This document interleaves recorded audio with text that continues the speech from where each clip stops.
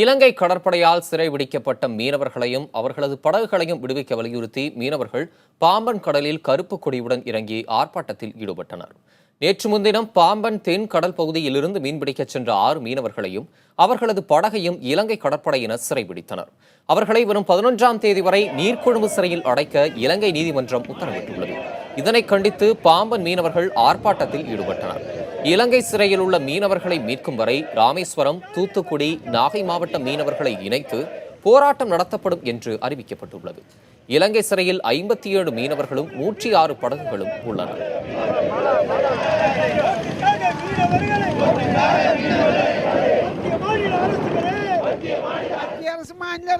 எங்க பிள்ளைகளை எங்களுக்கு பொருளையும் தந்துடணும், இல்லைன்னா நாங்க சாவுறதோட வேற வழியே இல்லை.